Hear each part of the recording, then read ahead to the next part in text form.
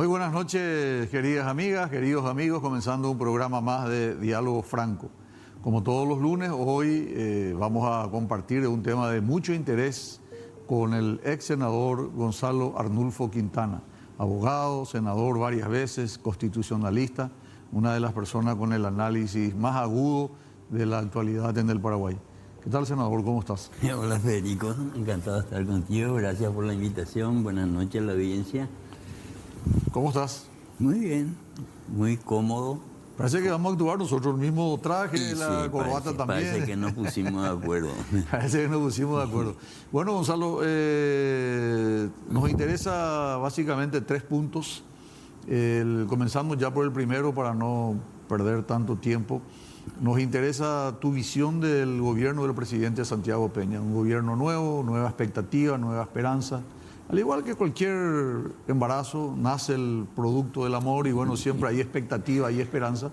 Con este gobierno también hay mucha esperanza y mucha expectativa. Sí, yo creo que sí, hay una expectativa que justamente genera, una de las virtudes de la democracia es esa expectativa que se genera después de un proceso electoral democrático, aceptable, se dan los resultados. Y bueno, ahora va a tener que gobernar el presidente Peña.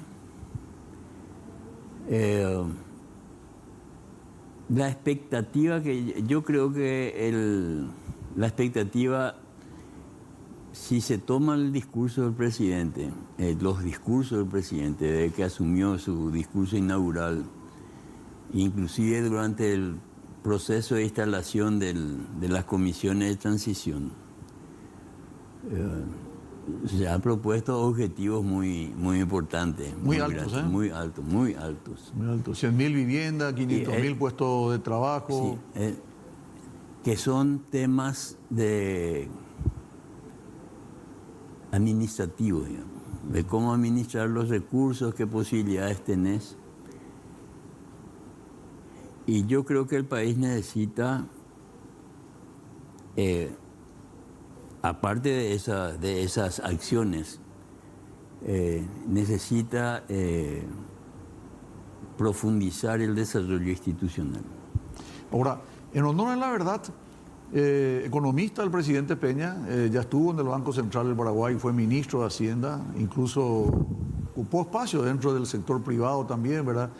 Tiene experiencia, una formación desde el punto de vista intelectual es bastante sólida. No, yo no tengo. Yo al presidente Peña le reconozco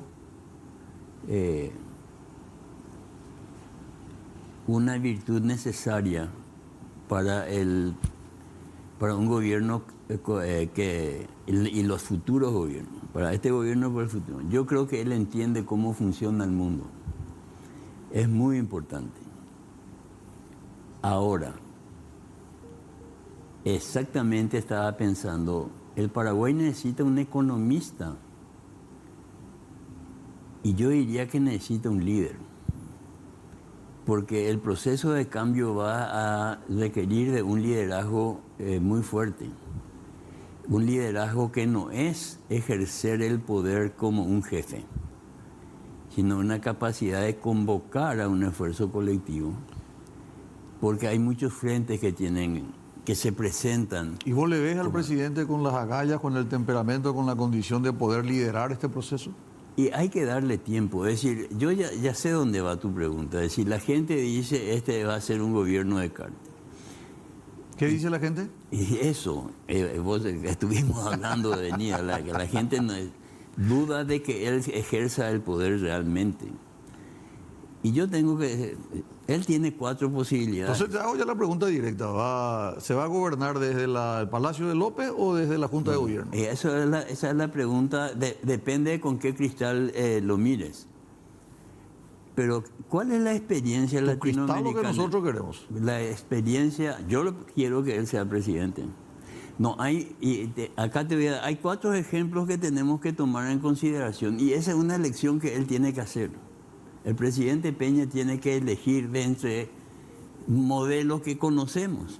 A ver, ¿cuáles son los modelos? Está el de Cámpora, que hizo la presidencia para Cámpora Perón. Cámpora Perón. Hizo una presidencia de transición para que vuelva a Perón. Está el caso del ingeniero Cubas. Cubas Oviedo. Cubas Oviedo. Tu voto vale doble. El caso de Cristina Fernández y Alberto Fernández. Correcto. Cristina. Yo no quiero ninguno de estos tres modelos. Yo creo que él está en condiciones de conducir un proceso que dé un salto institucional, mejorando las instituciones, porque las bases económicas y sociales que recibe son buenas.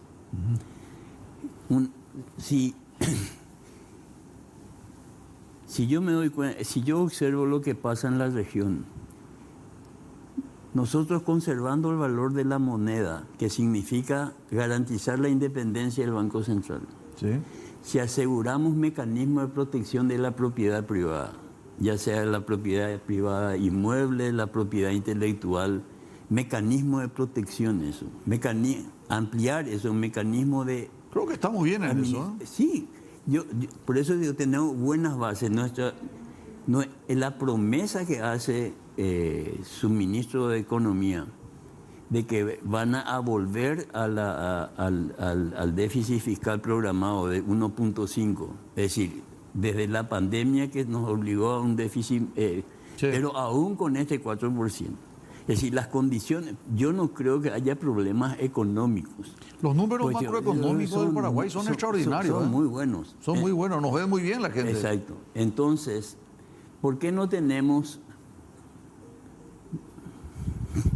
la inversión que necesitamos? Porque se desconfía en nuestras instituciones. Y para hacer cambios ahí, que tienen que ver... Tiene que ver con tu profesión de abogado. Tiene que ver con la seguridad jurídica, tiene que ver con la seguridad ciudadana, tiene que ver con regulaciones razonables, no excedernos en regulaciones, etcétera, etcétera. Mejorar nuestro sistema de defensa y seguridad.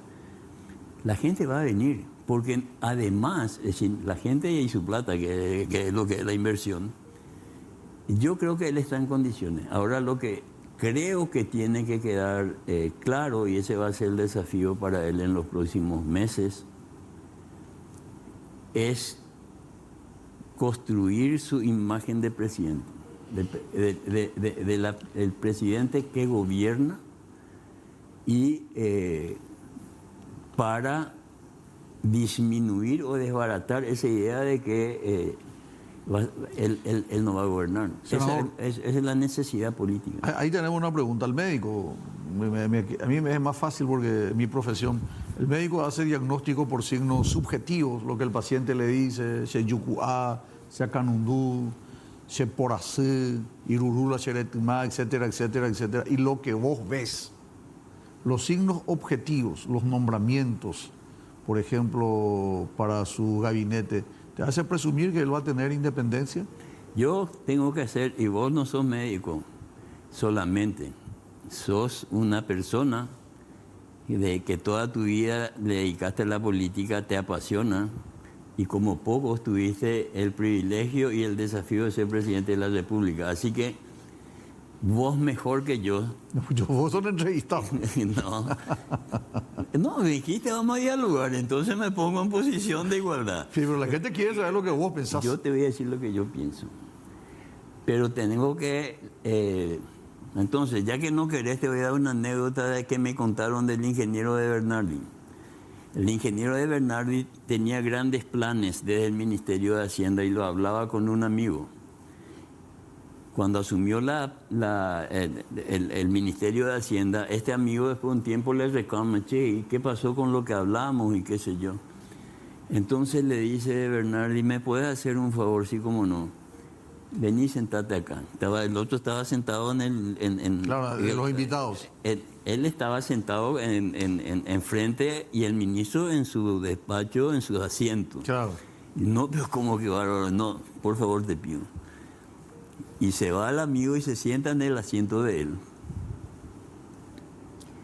Y le dice, ¿vos ves la misma cosa que yo veías cuando estaba sentado ahí? Y no, dice, eso es lo que pasa. 1, 2, en la otra experiencia, secretario privado de un presidente, me voy a reclamarle yo, senador, algunas medidas que habíamos acordado, y me dice, le parece a Messi, tenés mucha cintura, ¿no? No, espérate, no tengo cintura. Yo lo que trato de hacer es ser honesto, porque la política, decidí hacer política de otra manera para no tener tanta cintura e irme directo al grano. Lo que te quiero, la otra anécdota. La otra anécdota que la vi personalmente es con un secretario privado de un presidente, donde yo me iba a reclamarle cosas. Y él me dice, ¿sabes qué, Gonzalo? Ya no aguantaba más, pues venía a teorizar sobre el tamaño de mi pie y yo soy el que uso el zapato. Es decir... buena definición. Claro. ¿Viste? Buena definición. Por eso te llevaba a tu rol de presidente. Hay veces que querés tomar decisiones y las circunstancias no llegan. La otra anécdota es la más... Entonces, antes de ir a esa anécdota... Yo lo que pretendo es que ¿el nombramiento de su gabinete te hace presumir que él va a tener independencia? Yo creo que él está en una etapa en donde tiene que construir su presidencia. Correcto. Y no puede construir su presidencia confrontando con la gente que le llevó el poder. Tenemos que ver cómo evalúa eso. Voy a cambiar la pregunta entonces. Sí. Espérate, te doy otra anécdota, pero es más valiosa que esta. Bueno. La de Felipe González. Viene al Uruguay. Felipe González, sí. el español. El primer ministro español, primer socialista, sí, del PSOE. Perdió 3 veces las elecciones, sí, y la cuarta ganó. Viene al Uruguay y el socialismo regional les reclama que las medidas que él está tomando en el gobierno no se compadecen con el discurso de la Internacional Socialista que él promovía. Y él le dice ahí, ustedes lo que tienen que entender es que cuando yo tengo cosas que resolver en mi despacho en esta calidad, las cosas son distintas. Yo no renuncié a mis ideales socialistas, pero el ejercicio y la responsabilidad del ejercicio del poder me obligan a hacer cosas que a ustedes ideológicamente puede que no, claro, no les satisfaga, pero a mí, sin un ápice de cesión de mi convicción de cómo tiene que ser la sociedad, lo tengo que decidir. Entonces, yo creo que no. Santi Peña tiene un periodo de tiempo en donde tiene que evaluar esos nombramientos que vos sabés que en muchos casos son de retribución, claro, son de... Un partido de fútbol, 90 minutos, comenzó el partido, se pueden haber cambios. Lo que yo confío es que él sepa evaluar, porque el que está en juego es él y su gobierno. Si él entiende eso y dice, yo tengo que servirle a mi país, como lo dijo varias veces, pero no echándole la culpa al que se fue o al que va a venir o al que está al costado. Porque esa es una tendencia. Dice, él no es el responsable, es su entorno. No.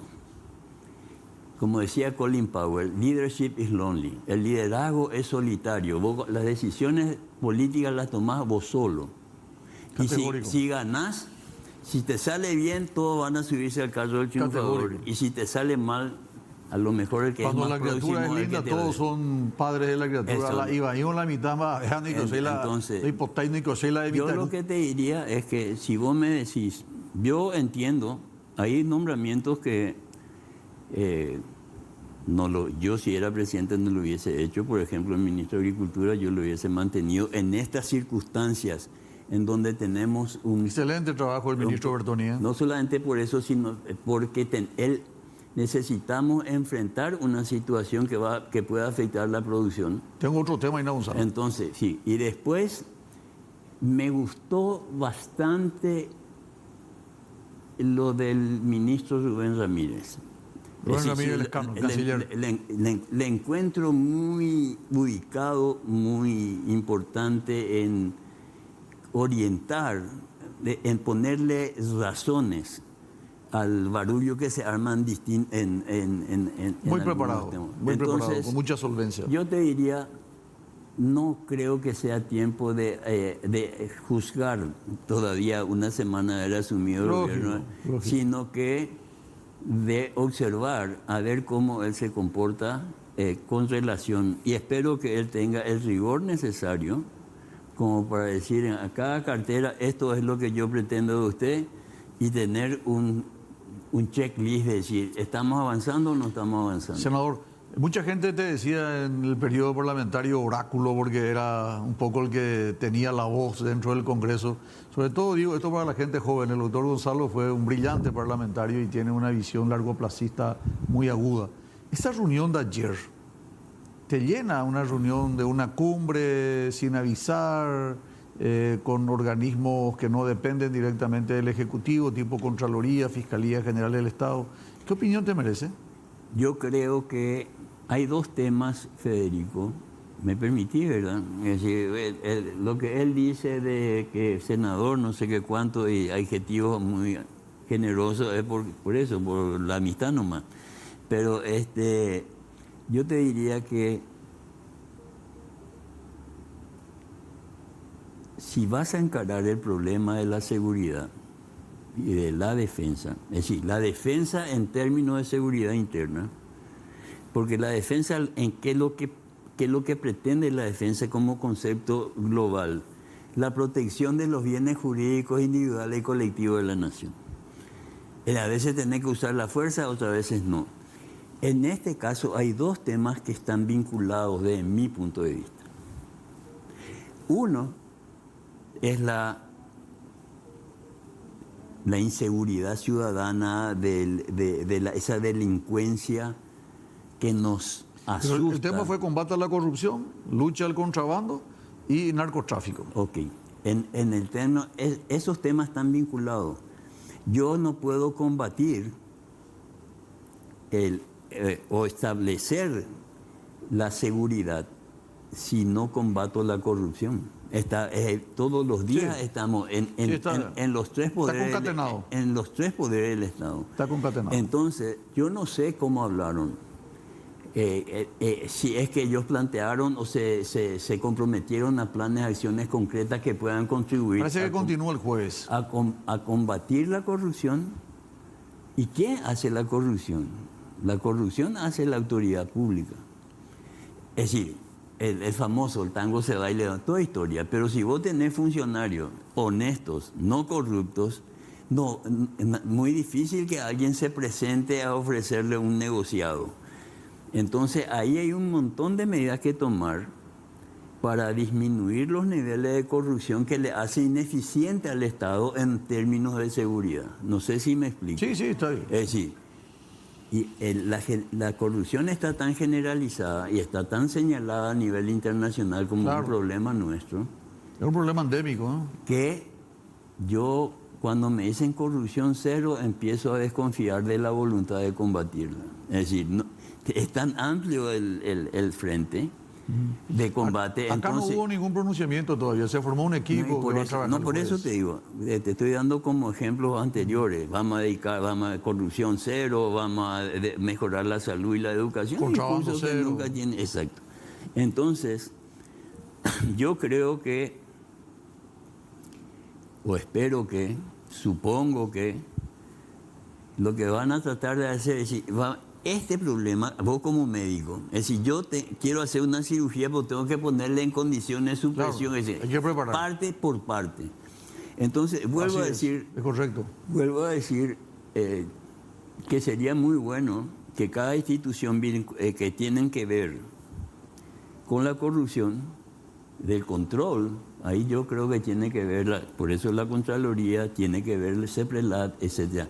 Acá hace falta, desde mi punto de vista, así como tenés una enfermedad compleja, que es multidisciplinario, y bueno, va a tener cardiólogo, va a tener neurólogo. Yo entiendo que eso es lo que se está buscando y no me parece mal. Entonces, lo que vamos a ver es que resulta. La intención está porque se hizo la primera reunión y ahora tengo entendido que este jueves... Yo supongo que cada institución en el ámbito de sus competencias va a presentar algún plan, ¿no? Algunas cuestiones, algunos desafíos, por ejemplo en el tema Itaipú, Yacyretá, ¿te parece a vos? El tratado lo dice, vos sos abogado, no te voy a decir las altas partes.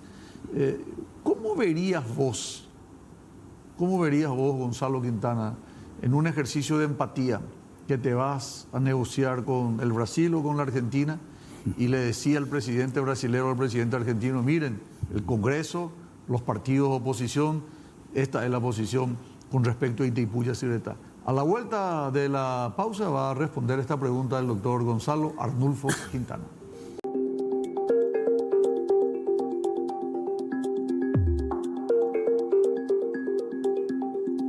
21 horas 26 minutos, 28 grados centígrados de temperatura. Senador, repito, ¿cuál es tu visión de cómo debiera ir el presidente de la República a negociar? ¿Debiera ir solo, con su equipo, sus asesores o también acompañado de la oposición? ¿Cómo crees que va a tener más peso? Sin lugar a dudas, una de las grandes tareas políticas, sin duda para mí, no sé qué pensará el presidente, pero yo haría un gran esfuerzo político de integración. Estamos al borde, estuvimos con unas campañas muy duras, unas internas muy duras en los dos partidos tradicionales. Y yo creo que este es el momento de evitar que eso se profundice para no llegar a la grieta que ha caracterizado a otros países en una disputa política que le expone internacionalmente de una manera que lo debilita. Integración interna entre las fuerzas políticas y el sector privado, porque los desafíos que va a enfrentar él en el contexto nacional y en el contexto internacional va a requerir de una sólida posición nacional. Claro. No solamente una posición fuerte del Poder Ejecutivo. El Poder Ejecutivo va a ser eficaz, va a ser eficiente en la defensa del país cuando los otros países o internamente las fuerzas políticas, sociales y económicas vean que él es un líder que fue capaz de aglutinar sobre los grandes temas nacionales. Coincido. Entonces, vos me estás hablando de Itaipú, estás hablando de Yacyretá, estamos con el Green Line, estas exigencias de la Unión Europea con relación al cambio climático, que no es solamente una cuestión que afecta a la producción. Brillante la posición de Bertoni de nuevo. No, eso fue fantástico porque el desarrollo sustentable que tanto se habla tiene connotaciones que tienen que ver con el seguro social, con el régimen de... No, es solamente el clima. Entiendo. Y el Paraguay tiene que mostrarse muy cohesionado, muy sólido ante estas cosas. Entonces, vuelvo a decir, el presidente tendría que hacer un esfuerzo de incorporación de esas fuerzas y de incorporar a sectores marginados de los beneficios económicos. La palabra para mí clave es la incorporación. Es incorporar a los gobiernos departamentales y municipales, a ese grupo de personas que están marginadas a una actividad económica que le permita pensar en que su futuro es mucho mejor de lo que está viviendo. ¿Y cómo le ve a la oposición en particular? Yo no sé si hay oposición, Federico. La oposición, yo creo que hay muchos oposicionistas. Cosas que tienen que manifestar que no están de acuerdo porque alguna identidad tienen que tener. Pero la oposición es un trabajo extremadamente importante para la democracia porque es la que tiene que ofrecer la alternativa, no para el cargo. Vamos a plantear una oposición que si no está de acuerdo plantea alternativas o plantee mejores posiciones, aunque esté de acuerdo, y no la oposición per se. Aunque esté de acuerdo en una medida. Eso decía Eusebio Ayala.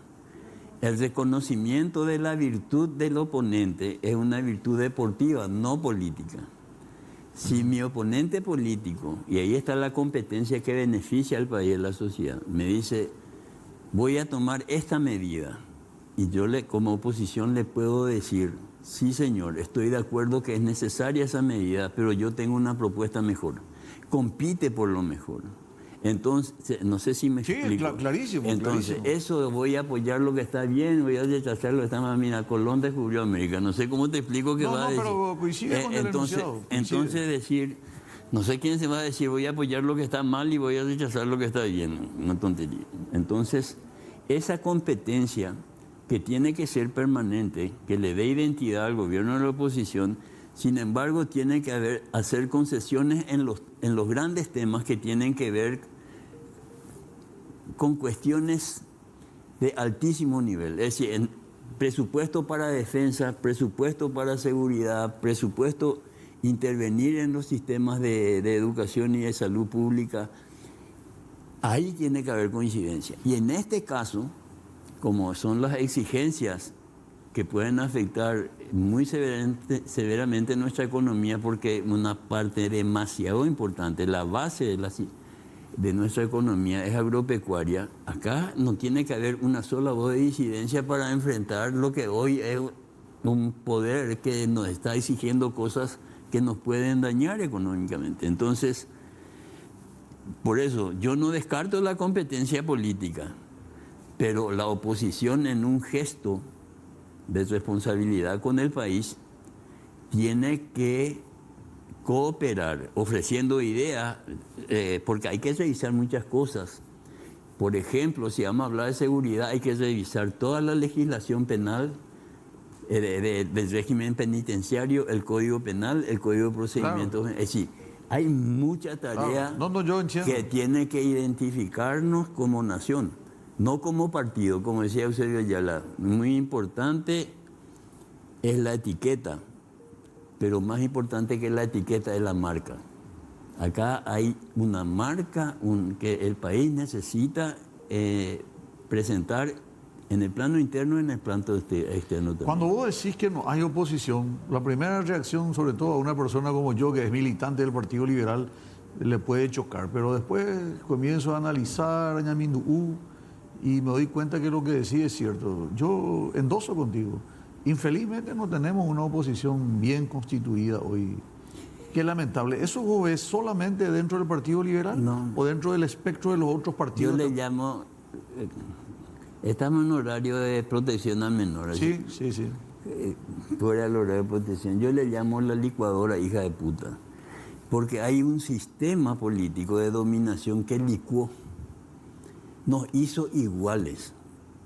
Nos hizo un baipú.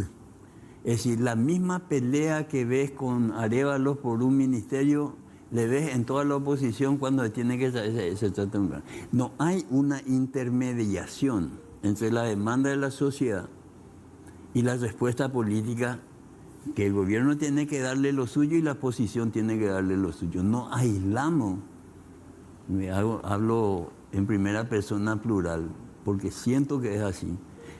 El electoralismo ha despojado, nos ha privado de lo político en los partidos políticos. Es toda una pelea interminable, grosera, a veces, no sé, no voy a quedarme sin adjetivo ya ahí, pero obscena, por espacio de poder, por presupuesto, por cargo. Entonces, ¿querés hacer oposición? Vinculate con la sociedad, reconocer los problemas que tiene la gente y ver qué le ofreces. Ahí vas a empezar a hacer oposición. Sí, ese es el objetivo. Sí, y vos sabés que los partidos políticos están estructurados para eso, Federico. Y el Partido Colorado también está cayendo en esto, porque ¿qué es lo que es un comité o una seccional? Sí. El comité de una seccional es una organización con un espacio geográfico. Sí. Vos te fijás en los estatutos y dice, el dirigente de base es el que hoy día levanta la información de su barrio, lo que siente la gente, y traslada en orden jerárquico hasta el directorio para decir qué respuesta le damos a esto. Esa función desapareció. Hoy son electoralistas. Puntero. Eso es. Ya no son. La política desapareció. ¿Querés hacer gobierno de oposición? Recuperar lo político. ¿Por qué crees que tuvo una muy mala performance el sector de izquierda en las últimas elecciones? Porque están equivocados de cabo a rabo. Y nosotros, los que no somos socialistas y que no queremos de ninguna manera que el socialismo triunfe en nuestro país, tendemos a darle una respuesta que es tan irracional como lo que ellos plantean. ¿Me entendés lo que te digo? Entonces vos fíjate qué sé yo, vamos a tomar Brasil. A la izquierda de Lula le responde Bolsonaro. con una amenaza de disminuir las virtudes democráticas y republicanas, con uno que inclusive trató de desconocer los resultados electorales. Entonces, yo por eso soy liberal, y por liberal renuncié al PLSA también. Me consta. Yo creo que estoy en el centro. Yo creo que en el centro es donde podemos encontrarnos. En los extremos nos separan. Entonces, yo veo los problemas que se plantean en el debate programático, en la política, y digo, pero si estas soluciones están todas en la Constitución, ¿por qué no hacemos el pacto como hicimos en el 92? Hacemos la Constitución y respetémosla. Ahí está todo. Entonces, a partir de lo que dice la Constitución,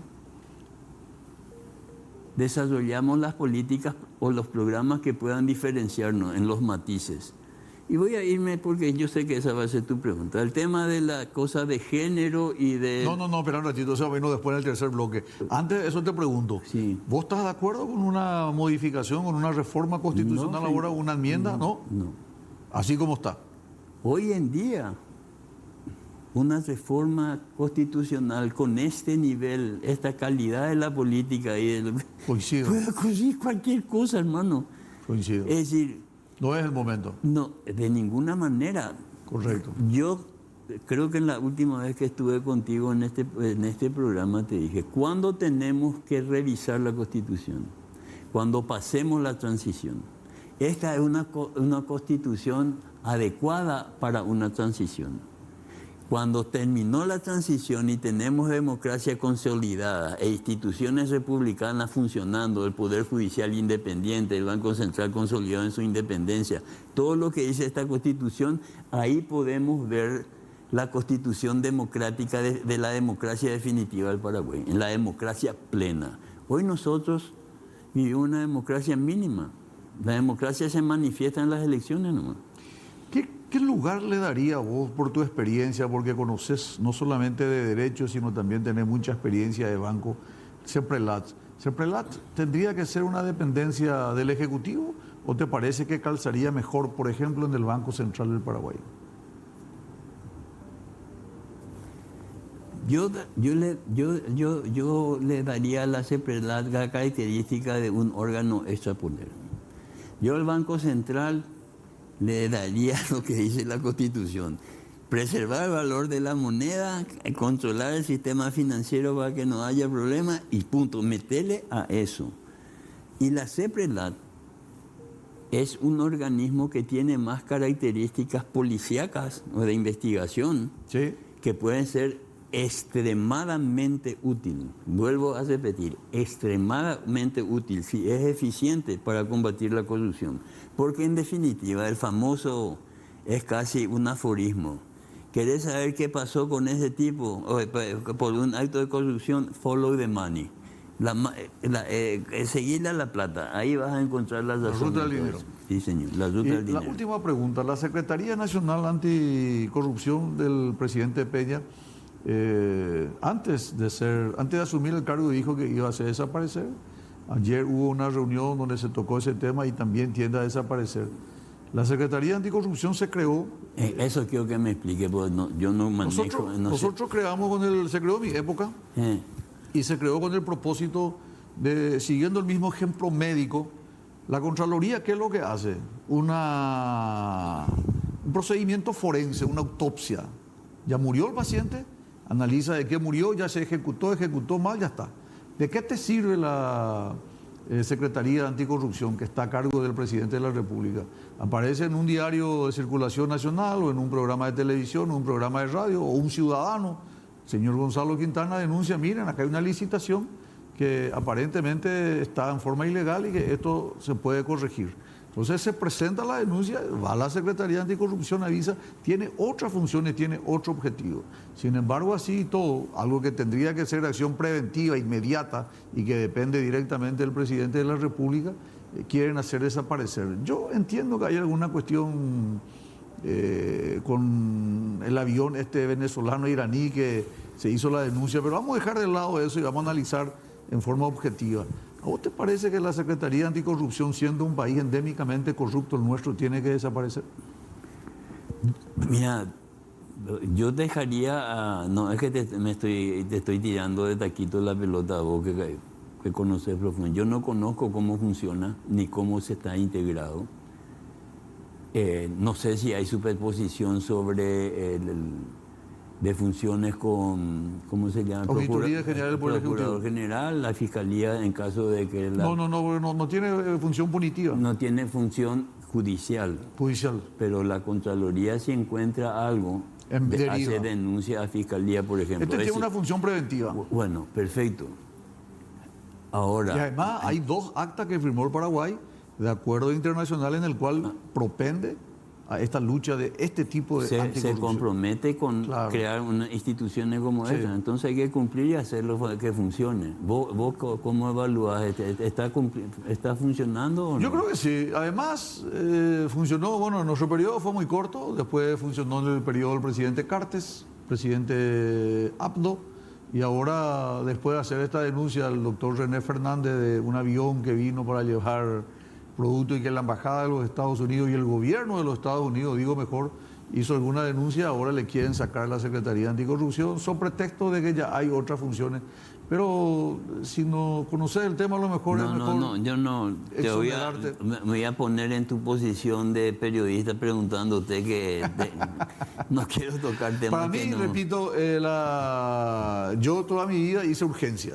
Sí. Y urgencia me gusta porque vos le tratás al enfermo y el enfermo está mal, está con dolor, está con dificultad y vos le salvás la vida y feliz. ¿Qué necesitamos? Te voy a poner en estos términos, señor presidente Federico Franco.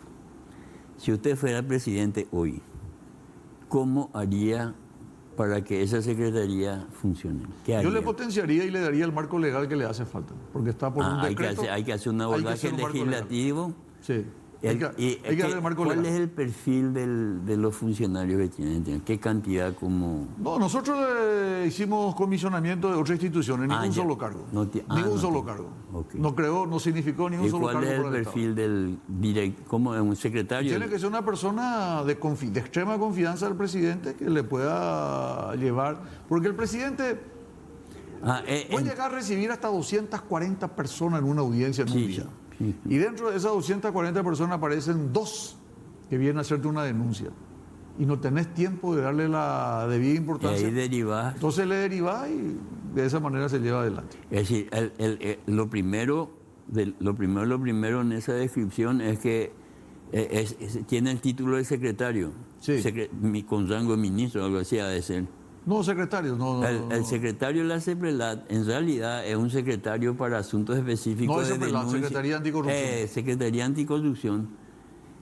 Depende directamente del presidente. Directamente y únicamente del Y presidente. hay que mantener ahí. Claro, el presidente recibe la denuncia, le deriva a la Secretaría de Anticorrupción para que investigue. Bueno, en 48 horas, tu jefe de gabinete, tráeme el informe.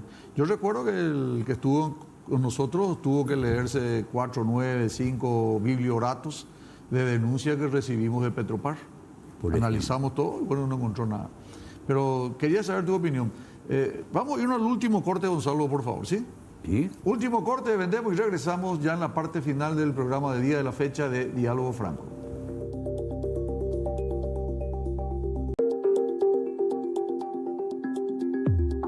(21:50) Gonzalo, senador. Hay un producto Robinson Crusoe, un atún especial con poca sal. ¿O no? ¿Conoces? A tu señora le gusta mucho, mi querido. Muchísimo. A Ani le gusta. Sí, señor. Te vamos a conseguir unos productos de Robinson Crusoe, del mar a tu casa. Buenísimo. Buenísimo. Nos interesa saber tu No, pero opinión. yo no cobro por venir a la audiencia, así que voy a comprar nomás. Te agradezco. No, pero a Ani la vamos a regalar. Bueno. Nos interesa tu opinión respecto al tema de la Comunidad Europea, porque he visto varios artículos que escribiste en estos días. Tenés una posición tomada al respecto. Totalmente. La iniciativa, ese se llama hiperactivismo legislativo. El Congreso se toma atribuciones que ni por al lado tendrían que tomarse si son razonables, que son cuestiones que son privativas del Poder Ejecutivo y que tienen las mejores condiciones para hacer un buen trabajo, como este caso de las relaciones exteriores. Si es que Honor Colorado quería revisar el convenio. Pucha, están en el gobierno, tienen, ahora el canciller tenía que plantear en el nivel que tiene que plantearse, que es que el convenio se puede modificar o anular por convenio otra vez. No se puede por una ley. Hacer por ley es de una, no solamente, no quiero usar muchos adjetivos. Una torpeza legislativa. Peligrosa. Porque vos te imaginas un convenio o un tratado que nosotros desconozcamos y tenemos que lidiar con la Argentina, con el peaje, con el tratado de Itaipú, con el tratado de... Sí. Yo digo que es una barbaridad. Entonces, muchas veces, y a mí me ocurrió siendo senador, que nosotros, yo le llamo hiperactivismo legislativo, queremos hacer leyes en cosas que no tienen que tratarse como ley. Entonces, primero es un desconocimiento, creo que esta tarde ellos reconocieron ya. Pero van a presentar una adenda. Dicen que están tratando, es el famoso me ahogué, pero quiero salvar la ropa. Entonces, ¿vos crees que estamos a tiempo de dejar de pasar un papelón internacional? Peor papelón va a ser que sostengamos una cuestión que es insostenible. Un error no se enmienda con otro error. Yo creo que el canciller asumió hoy, el gobierno asumió hoy una responsabilidad que va a beneficiar al país. ¿Qué es lo que hay que hacer ahora? En vez de presentar adendas y adendas, porque no tienen idea de qué es lo que quieren enmendar, es recurrir al olvido. Del ridículo no se retorna, senador. Volvamos a el mejor escenario para los que se equivocaron es que no olvidemos el tema. Y en lo demás, en esas cosas que dicen que le preocupa, y se cumple la Constitución. La Constitución está todo. Ahí el matrimonio igualitario es imposible, el aborto está penalizado. Entonces, que se deje de alborotar con intereses que no son del país sobre temas que son demasiado serios. Y después, si quieren hablar de que es una familia tradicional paraguaya, y hablemos. ¿Y qué protección legal tiene que ser? Esas son las cuestiones de Estado, esas son las cuestiones de que se ocupa la política.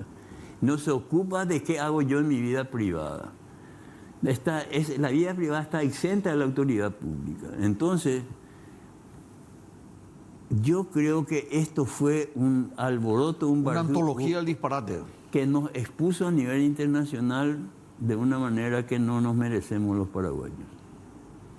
Creo que fue un error grave y vuelvo a decir, lo que hay que hacer de aquí en adelante es, en vez de andar otra vez con andinda y tititín, modificaciones y negociaciones, un manto de olvido.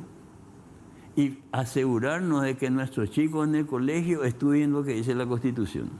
Claro, y garantizar que tengan la infraestructura adecuada y que tengan el suplemento nutricional, porque eso es auditable. Si yo le doy a los niños alimentos, yo puedo medir, por ejemplo, su estatura mediante el metro, ¿verdad? Puedo medir con cuánto tenía, cuánto salió al 6º grado, la circunferencia cerebral, craneal en este caso, perdón, para ver cómo creció. Puedo medir también su rendimiento escolar, viendo su calificación. Y finalmente, si hay o no hay inasistencia, si el chico abandona o no abandona la escuela. Y todo eso se consigue mediante la comida. Si me permitís, quiero insistir en la importancia que tiene la comunidad internacional democrática para que nosotros podamos desarrollarnos. Claro. En términos económicos, en términos de incorporación de tecnología, para que necesitamos ayuda para resolver esos problemas que nos aquejan, como el tema de seguridad. ¿Cómo no voy a buscar cooperación, convenios y tratados con los países que saben cómo manejar, porque ya lo sufrieron lo que nosotros empezamos a sufrir? Es una tontería. Además, tienen un fondo no reembolsable, ni siquiera nos cuesta dinero. Más allá de la plata, lo importante es, vos te imaginás que, bueno, me parece que lo más difícil es explicar lo obvio. Entonces, yo digo, necesitamos desarrollar políticas en base a evidencia. Esto es lo evidente. Vos fíjate que esa campaña que se hizo contra la utilización de la incorporación de tecnología en la producción agrícola, de productos químicos, defensivos agrícolas. La campaña que se hizo era todo sobre base ideológica. Sí. ¿No? Es decir, los hechos, de facts, las evidencias mostraban que todo lo que decían era mentira.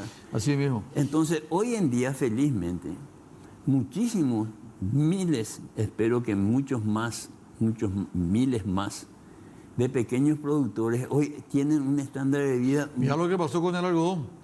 Y se habían opuesto al algodón transgénico. Hoy es una belleza, un vergel. El porcentaje en la producción, la famosa soja, hoy con menos de 10 y de 20 hectáreas, tienen unos niveles de vida completamente distintos. Impresionante. Los procedimientos biotecnológicos para soja y algodón transgénico se hizo en nuestra época y hoy es una belleza. Senador, tenemos que irnos. Lastimosamente se viene Cristian Vázquez con la información, tenemos que dejar el programa. Pero qué malo que se puede decir lastimosamente. Yo diría que bueno que... No, somos... acá el patrón es un dictador con respecto al tiempo. Gracias, senador, muy amable. A vos, muy amable. Estuvimos con el senador Gonzalo Arnulfo Quintana. Gracias a la audiencia por la preferencia. Retornamos, si Dios permite, el próximo lunes con más Diálogo Franco.